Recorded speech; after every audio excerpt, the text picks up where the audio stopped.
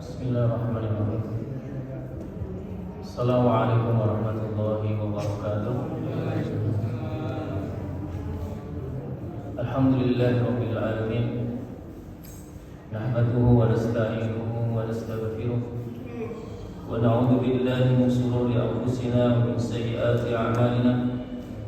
Man yahdihillahu fala mudilla lahu wa man yudlilhu fala hadiya lahu. Asyhadu an la ilaha illallah wa asyhadu anna Muhammadan abduhu wa rasuluh.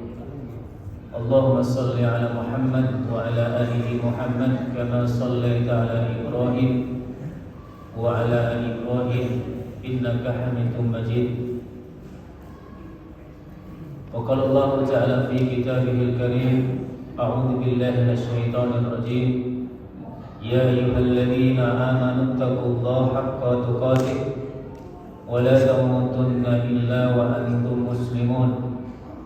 Ya ayyuhalladzina amanu taqullaha wa qulu qawlan sadida yuslih lakum a'malakum wa yaghfir lakum dhunubakum wa may yuti'illaha wa rasulahu faqad faza fawzan 'azima. Allahumma inna nas'aluka ilman nafi'an wa rizqan thayyiban wa amalan mutaqabbalan. Rabbi ishrah li sadri wa yassir li amri wahlul 'uqdatam min lisani yafqahu qawli. Rabbana taqabbal minna innaka antas samiul alim wa tub alaina innaka antat tawwabur rahim. Amma ba'd. Hadirin jamaah salat maghrib Masjid Al-Mawadah yang dirahmati Allah. Segala puji bagi Allah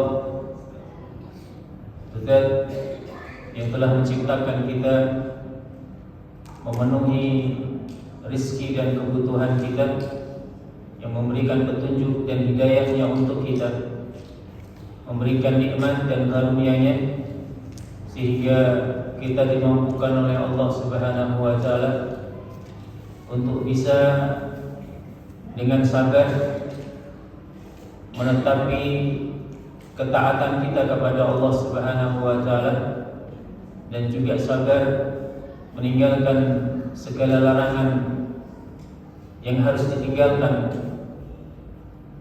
oleh kita. Bapak Ibu yang dirahmati Allah, sabar dalam menaati perintah Allah itu ternyata menempati level paling tinggi di dalam level kesabaran seorang manusia. Sementara sabar dalam menghadapi musibah, dalam menghadapi ujian oleh Allah Subhanahu wa taala itu ternyata menempati level kesabaran paling kunci. Artinya orang yang diuji dengan wafatnya seseorang yang kita cintai, mungkin kita kehilangan anak kita, kehilangan orang tua kita yang meninggal, ya, itu mendapatkan pahala yang luar biasa dari Allah Subhanahu wa taala. Tapi sehebat-hebat pahala orang mendapatkan musibah, itu tidak akan pernah mampu menandingi kesabaran seorang yang taat kepada Allah Subhanahu wa taala. Kenapa begitu? Karena sabar seseorang ketika menghadapi musibah itu, Bapak Ibu, itu tidak ada pilihan kecuali dua. Jadi kalau ayah kita meninggal, ibu kita meninggal, atau anak kita meninggal, itu pilihannya cuma dua. Yang pertama sabar, yang kedua tidak sabar.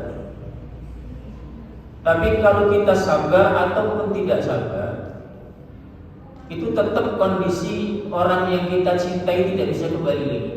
Ya, meninggal sudah meninggal, nggak ada pilihan. Tapi orang yang sabar dalam ketaatan itu pilihannya banyak. Kita misalnya mau jamaah sholat maghrib di Masjid Al-Mawadah gitu. Itu pilihannya banyak. Kita mau berangkat dengan kesabaran yang luar biasa. Mungkin di antara kita ada yang jaraknya jauh dari masjid, Pak. Kebetulan di rumah nggak ada kendaraan, harus jalan kaki jauh. Ya. Atau kita memilih untuk tinggal di rumah, sholat di rumah, yang tentu pahalanya tidak sebanding dengan orang yang jamaah di masjid. Atau orang yang memilih bangun pagi, berangkat ke masjid untuk sholat berjamaah subuh, ya, itu juga banyak pilihannya, Pak. Kita mau menaikkan selimut kita bisa, mau tidak berangkat bisa. Tapi orang yang kemudian memutuskan untuk berangkat pagi-pagi buta menuju masjid itu dengan kesabaran yang luar biasa, itu pahalanya akan menjadi sesuatu yang luar biasa. Maka mudah-mudahan apa yang kita lakukan malam hari ini adalah bagian dari sabar untuk mentaati perintah Allah Subhanahu wa taala, sehingga kita mendapatkan pahala yang tumpah ruah dari Allah Subhanahu wa taala. Amin amin ya rabbal alamin. Bapak Ibu yang dirahmati Allah, kita masih melanjutkan pembahasan tentang Ghazwatul Mu'tah. Mudah-mudahan ini adalah pertemuan terakhir untuk membahas materi ini. Kemarin kita bahas bagaimana Abdullah bin Rawahah, sebagaimana disampaikan oleh Nabi Muhammad SAW, yang saat itu ada di kota Madinah, dan mengabarkan kepada para sahabat Nabi yang tidak terlibat di dalam perang Mu'tah, menceritakan live. Dan ini salah satu mukjizat Nabi Muhammad SAW, menceritakan tentang bagaimana sengitnya peperangan Mu'tah itu. Kata Nabi,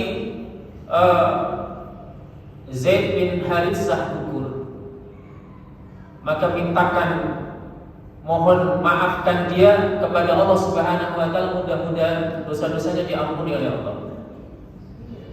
Dan bendera dipegang oleh Ja'far bin Abi Thalib, dan Ja'far juga gugur, kata Nabi Muhammad SAW. Maka doakan dia agar Allah mengampuninya. Kemudian bendera diangkat oleh Abdullah bin Rawahah. Rasul kemudian diam, Bapak Ibu. Diam, tidak melanjutkan kalimatnya, sampai kemudian para sahabat Nabi menduga ada sesuatu yang tidak baik terhadap Abdullah bin Rawahah. Maka sahabat bertanya kepada Nabi Muhammad sallallahu alaihi wasallam, "Ya Rasulullah, apa yang terjadi dengan Abdullah bin Rawahah?" Kata Nabi, "Ketahuilah bahwa Zaid bin Haritsah, kemudian Ja'far bin Abi Thalib itu ditempatkan di dalam surga dengan dipan-dipan emas," kata Nabi. Sementara Abdullah bin Rawahah itu kedudukannya agak jauh dari dua sahabatnya itu. Artinya tingkat level surganya berbeda. Maka sahabat bertanya, "Kenapa bisa begitu ya Rasulullah?" Rasul menyampaikan bahwa ternyata Abdullah bin Rawahah ini sempat gentar, sempat takut, ya. Kemudian beliau ragu-ragu, punya niat untuk meninggalkan medan perang. Sampai kemudian Abdullah bin Rawahah ini berdialog dengan jiwanya. "Wahai jiwaku, kenapa kamu tiba-tiba gentar? Bukankah surga adalah tempat yang kau harapkan? Tapi kenapa kamu mundur?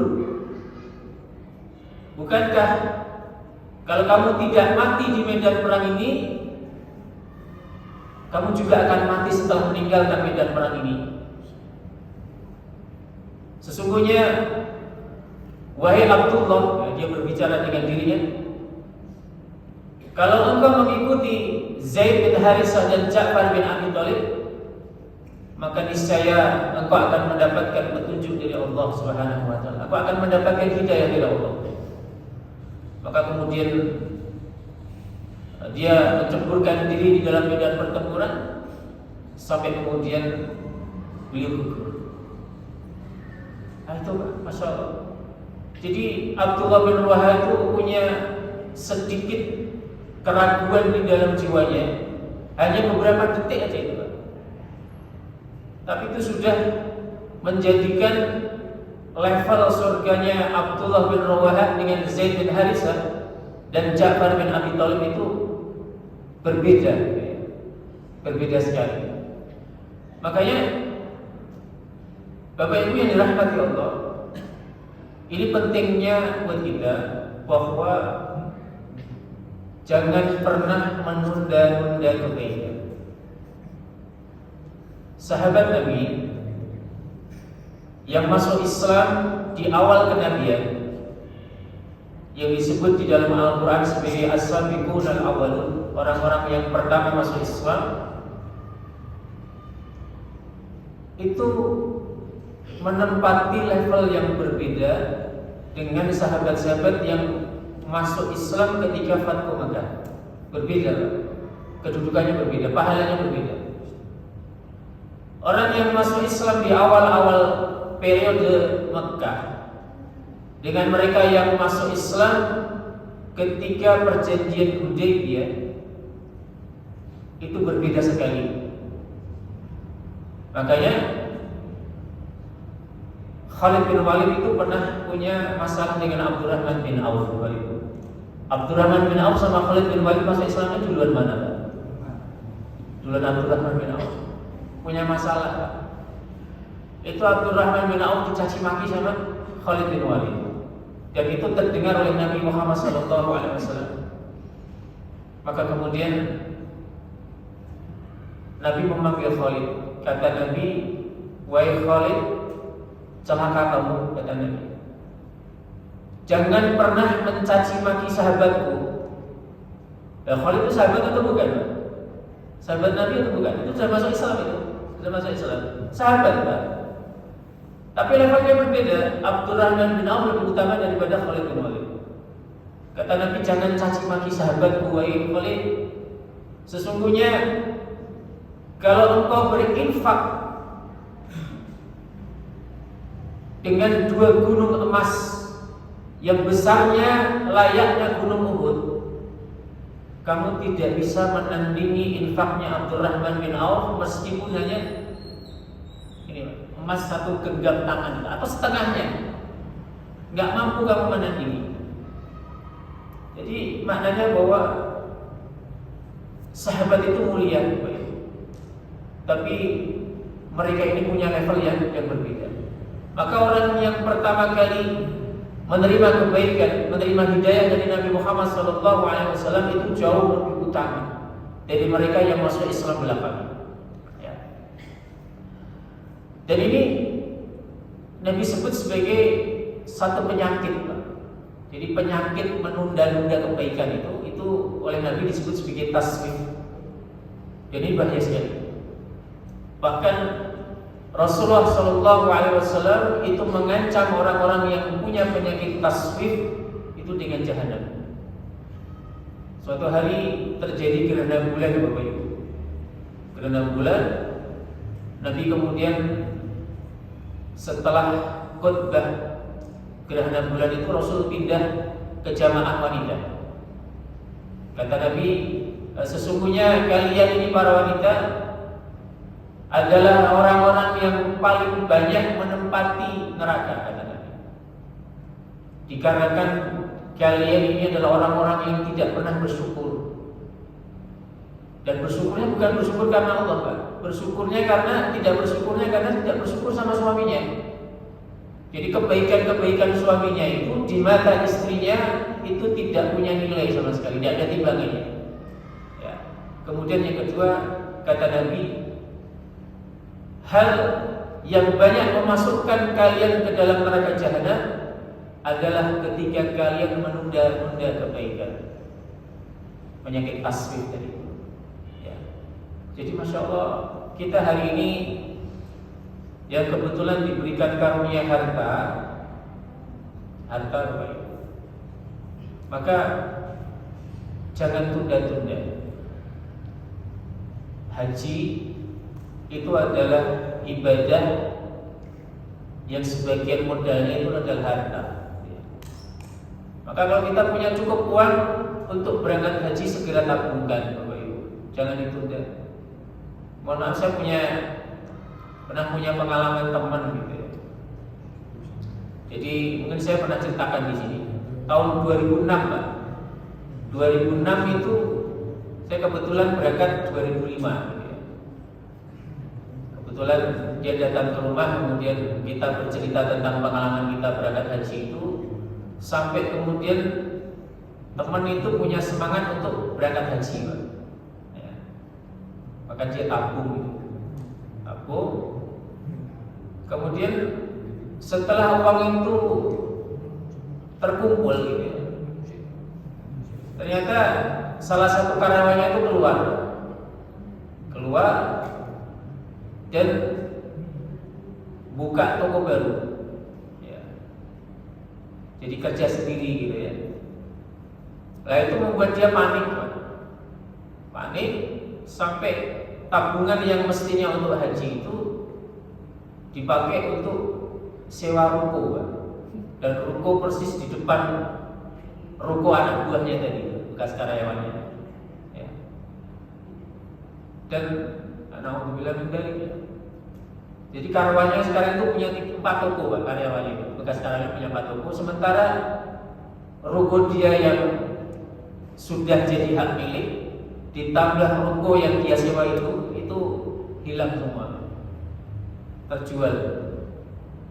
Dan sampai tahun ini berarti kurang lebih mau 20 tahun itu teman sampai hari ini nggak bisa berangkat haji. Padahal beliau itu dulu diberi karunia harta yang luar biasa ya. Makanya ini juga penting bahwa sesuatu yang kita niatkan itu jangan sampai geser niatnya Pak. Ya udah ini uang untuk haji, ya untuk haji sudah, jangan diotak-atik gitu.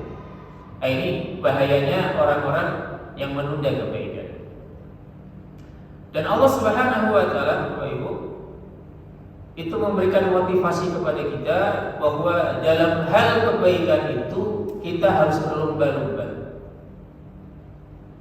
Jadi kalau urusan dunia itu kita nggak harus menjadi yang terdepan Pak ya.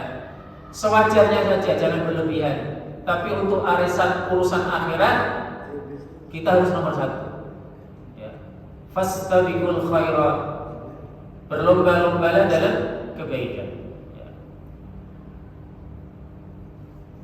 Jamaah yang dirahmati oleh Allah Subhanahu wa taala, Imam Hasan Al-Basri beliau mengatakan bahwa wahai anak Adam, jika engkau melihat manusia berada dalam sebuah kebaikan, saingilah mereka ya. Jadi dengki iri itu sesuatu yang dilarang di dalam Islam. Tapi ketika kita iri dengki dalam hal kebaikan, wah itu malah diperintahkan di dalam Islam. Kita punya tetangga rajin ke masjid, jamaah ikut kajian, saya jangan sampai kalah sama dia dalam urusan ini. Saya mungkin kalah dalam urusan dunia, tapi kalau dalam urusan akhirat saya nggak boleh kalah. Nah, itu ini yang diperbolehkan di dalam Islam ya. Ketika seseorang itu memiliki kebaikan-kebaikan, maka saingi dia, kata Imam Hasan Al-Basri. Namun jika engkau melihatnya berada pada sebuah kebinasaan, jangan kalian menyaingi mereka dan biarkanlah pilihan mereka itu. Sungguh kami telah melihat beberapa kaum lebih memilih bagian mereka yang disegerakan di dunia daripada yang diakhirkan di akhirat. Akhirnya mereka menjadi hina, binasa, dan mereka dikenal karena keburukan-keburukannya. Jadi kalau ada orang yang punya ambisi dunia, biarkan saja ya, nggak perlu kita saingi mereka. Tapi ketika mereka itu melakukan kebaikan-kebaikan untuk kampung akhirat, maka saingi dia, kata Imam Hasan Al-Basri. Dia juga mengatakan, barang siapa yang berlomba denganmu dalam hal agama, maka saingilah dia. Adapun orang yang menyaingimu dalam hal duniamu, lemparkanlah urusan dunia itu ke lehernya. Artinya itu tadi Pak, bal tu'siruna al-hayatad dunya wal akhiratu khairu wa abqa. Kebanyakan manusia itu lebih memilih dunia yang fana ini daripada akhirat yang itu jauh lebih baik dan lebih kekal. Jamaah yang dirahmati Allah Subhanahu wa taala, Allah Subhanahu wa taala juga berfirman, "Wasari'u ilal magfiratin min rabbikum wa jannatin arduha as-samawati wal 'ard uiddat lil muttaqin." Dan bersegeralah kamu kepada ampunan dari Tuhanmu dan kepada surga yang luasnya seluas langit dan bumi yang disediakan untuk orang-orang yang bertakwa kepada Allah. Di antara perintah untuk berlomba-lomba dalam kebaikan dan tidak boleh menunda-nunda kebaikan itu adalah ketika kita dalam sholat berjamaah, Pak. Ya, hendaknya seorang laki-laki itu memilih shaf paling depan. Ya, itu salah satu bentuk fastabiqul khairat dan menghindarkan kita dari penyakit taswif tadi, menunda-nunda kebaikan. Ya. Kalau bisa datang lebih awal. Ya. Sebelum azan kita sudah datang di masjid, ya. Atau minimal jangan pernah menjadi makmum masbuk gitu. Ya, jangan sampai kita ketinggalan. Syukur-syukur kita tidak tertinggal dengan takbirnya imam. Ya, kita berusaha. Ya. Jangan sampai kita kemudian menunda kebaikan itu. Rasul sallallahu alaihi wasallam juga bersabda, "Badiruna bil a'mal fitanan ka qita'il lail al-mudlimi yusbihu ar-rajul mu'minan wa yumsi kafiran aw yumsi mu'minan wa yusbihu kafiran yabi'u dinahu bi radatin minad dunya." Bersegeralah melakukan amalan-amalan soleh sebelum datangnya fitnah, sebagaimana potongan malam yang gelap, yaitu keadaan di mana seseorang pada waktu pagi dia dalam keadaan beriman, keluar rumahnya, kemudian pulang di sore hari dalam keadaan imannya lepas dari jiwanya. Atau orang yang keluar di sore hari dalam keadaan iman dan pagi harinya dia pulang ke rumah dalam keadaan kafir, dalam keadaan kehilangan imannya. Ya, hati-hati. Ya. Jadi orang-orang yang punya motivasi besar untuk tidak menunda-nunda kebaikan itu, Pak, maka insya Allah dia akan selamat. Karena ini, mohon maaf, kita ini hidup di zaman penuh fitnah, Bapak Ibu. Kita hampir tidak bisa membedakan mana yang hak, mana yang batil, mana yang syubhat. Maka orang-orang yang diberikan petunjuk oleh Allah Subhanahu wa taala dengan bersegera untuk beramal soleh, maka dialah yang akan selamat. Apalagi ini rata-rata yang hadir di sini usianya sudah di atas 60 gitu ya. Maka mestinya kita lebih hati-hati. Ya, bukan berarti yang muda-muda selamat. Ya. Kadang-kadang yang muda ini lebih dulu meninggalkan dunia ini. Artinya bahwa mau tua, mau muda, mau sehat, mau sakit-sakitan, maka kita semua harus mempersiapkan diri kita. Apa yang bekal yang kita persiapkan untuk menghadap Allah Subhanahu wa taala. Ya. Maka kita harus kejar akhirat itu sehingga Allah Subhanahu wa taala mencukupi bekal kita untuk menghadap Allah Subhanahu wa taala. Termasuk hadis yang memberikan motivasi agar kita bersemangat untuk beramal saleh. Tadi kita contohkan Abdullah bin Rawahah, itu baru menunda sedetik saja, beberapa detik saja. Itu kedudukan di surga itu sudah berbeda. Apalagi kita menunda-nunda sampai sekian hari, sekian bulan, bahkan sekian tahun. Nanti. Nanti kalau saya sudah pensiun, saya akan jamaah di masjid. Tapi apa ada yang bisa menjamin kalau usia kita ini sampai pensiun gitu ya? Kalau kita nanti keluar itu belum ada, tidak ada jaminan kita masih hidup, Bapak Ibu. Ya. Kita mungkin tidak bisa bertemu dengan sandal kita di luar, tidak ada yang bisa menjamin. Ya. Rasul Sallallahu Alaihi Wasallam bersabda, al-mu'minul qawi khairun wa habbu ila Allah minal mu'minil dhaif. Wa fi kulli khairun ikhris ala ma yanfa'uk wasta'in billah wa la ta'jaz. Kata Nabi, mukmin yang kuat lebih baik dan lebih dicintai oleh Allah daripada mukmin yang lemah. Meskipun di antara keduanya itu ada kebaikan. Ya, mukmin yang lemah itu ada kebaikannya, tapi dia tidak bisa menyaingi mukmin yang kuat. Dia lebih baik dan lebih dicintai oleh Allah Subhanahu wa taala. Kemudian Nabi berkata, semangatlah pada perkara-perkara yang bermanfaat bagimu. Jadi Bapak Ibu, kalau di sini ada manfaat didatangi, di sana ada manfaat didatangi, di sana ada manfaat didatangi. Jadi sesuatu yang manfaat jangan pernah kita lewatkan.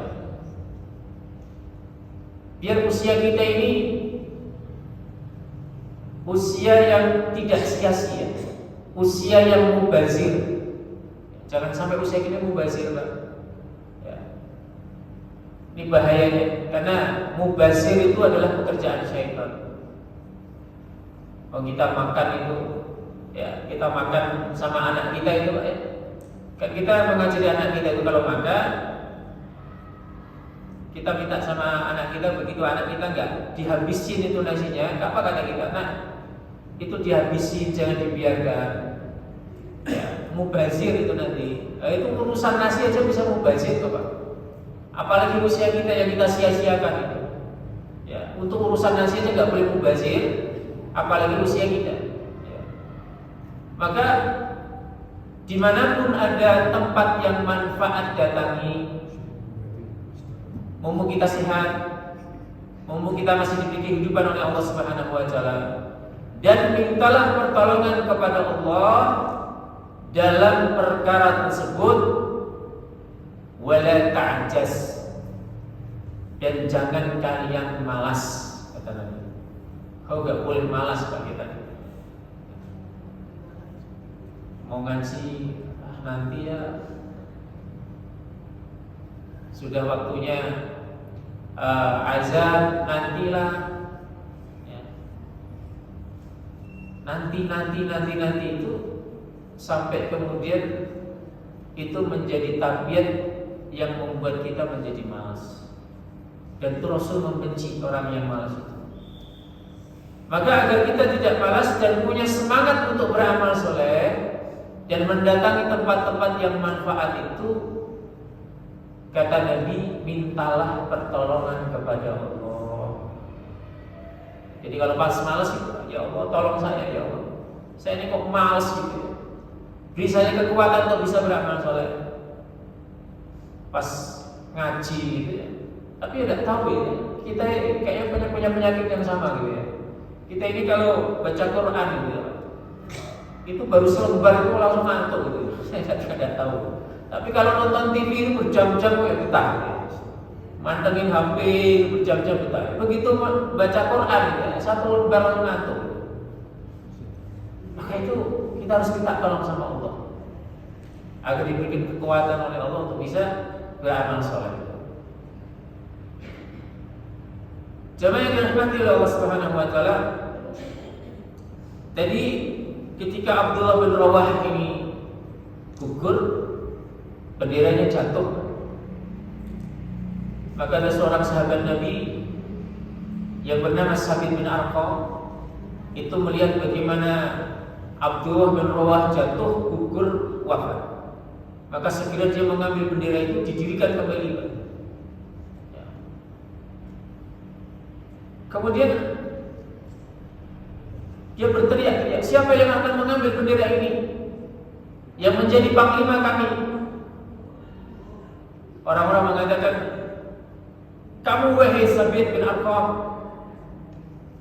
Kata Sabit, aku tidak mampu. Aku tidak mampu menjadi seorang panglima, kata beliau. Maka kemudian lewatlah Khalid ibn Walid. Khalid ibn Walid kemudian Sabit melihat Khalid, ya Khalid, peganglah bendera ini. Kata Khalid, saya tidak layak menjadi seorang panglima, kata Khalid. Karena saya baru beberapa bulan masuk Islam. Jadi baru 2 bulan Khalid masuk Islam itu.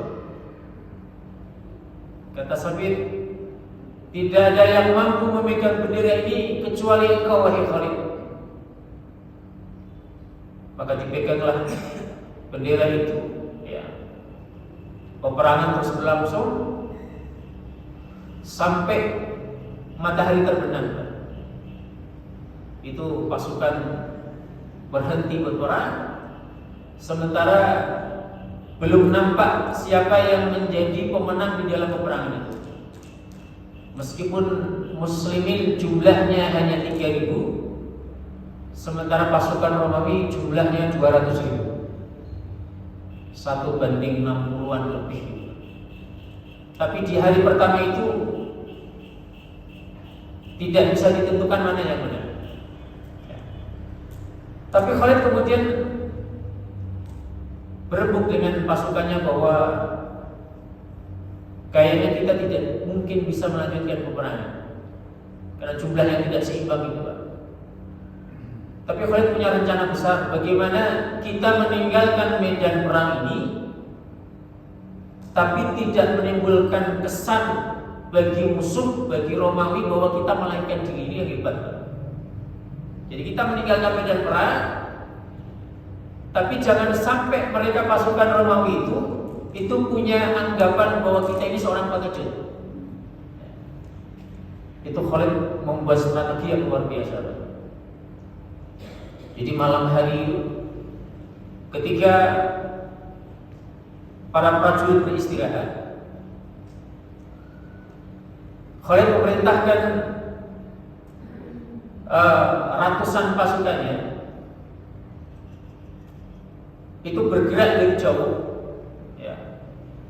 Kemudian diminta oleh Khalid mereka untuk berjalan dengan sangat kencang sehingga bisa mengeluarkan debu-debu padang pasir, dan diminta Khalid untuk bertakbir dengan suara keras. Apa tujuannya?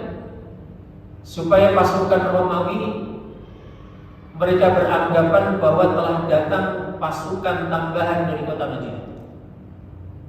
Debu mengepul gitu. Padahal itu pasukan yang dibawa oleh Rasulullah di hari itu juga tidak ada tambahan itu. Maka begitu ada kepulan udara padang pasir itu, orang-orang Romawi mengatakan, ini pasukan yang kecil aja sangat susah kita kalahkan, apalagi ini ada tambahan pasukan dari kota Madinah. Jadi ternyata pasukan Romawi yang jauh lebih besar itu nyalinya menjadi ciut. Ditambah lagi di pagi harinya, itu Khalid punya strategi, Pak. Itu pasukan kan ada sayap kanan, ada sayap kiri, gitu ya. Ada bagian depan, ada bagian belakang. Itu dipindah-pindah sama Khalid, Pak. Jadi yang kemarin itu menempati posisi sayap kanan dipindah di sayap kiri, yang sayap kiri dipindah di sebelah kanan, yang depan ya itu dipindah di belakang. Begitu perang terjadi di pagi hari, pasukan Romawi tambah gentar. Ini benar-benar betul Muhammad telah mengirimkan bantuan pasukannya. Maka kemudian dengan cara yang luar biasa itu, pasukan Khalid ibn Walid pelan-pelan mundur. Pelan-pelan mundur, kemudian mereka meletakkan pasukannya di balik bukit. Dan subhanallah, itu pasukan Romawi nggak berani mengejar, karena mereka mengira ini kayaknya jebakan kaum muslim ini, jangan kita kejar. Kalau kita kejar, maka saya khawatir, kata panglimanya Romawi, mereka akan menjebak kita. Maka kemudian pasukan itu meninggalkan medan Mu'tah, ya, dan pulang kembali ke kota Madinah. Masya Allah, ada satu ulasan strategi dari seorang tokoh militer dunia, Jenderal Syekh Mahmud Al-Qadr, yang sekarang sudah meninggal dunia. Itu beliau pernah menulis buku sirah nabawiyah dalam hal militer, termasuk di dalamnya adalah strategi perang dari Khalid bin Walid. Kata beliau, jadi pasukan yang melarikan diri, yang meninggalkan medan perang itu jauh lebih berisiko daripada ketika mereka memutuskan untuk perang. Itu kata beliau. Jadi biasanya kalau orang melarikan diri udah hancur, Pak, sehancur-hancurnya itu. Tapi bagaimana Khalid ini punya kecerdasan, dia bisa keluar dari medan perang dalam keadaan pasukannya itu selamat. Nah, ini salah satu kehebatan seorang Khalid bin Walid, ya. Dan di perang inilah Khalid bin Walid itu mendapatkan julukan dari Nabi sebagai Saifullah. Dia adalah pedang di antara pedang-pedang Allah Subhanahu wa taala. Baik, sudah isya Bapak Ibu, mudah-mudahan apa yang kita kaji malam hari ini bermanfaat untuk kita semua. Mohon maaf apabila ada salah dan khilaf. Subhanakallahumma wa bihamdika asyhadu an la ilaha illa anta astaghfiruka wa atubu ilaik. Wassalamualaikum warahmatullahi wabarakatuh.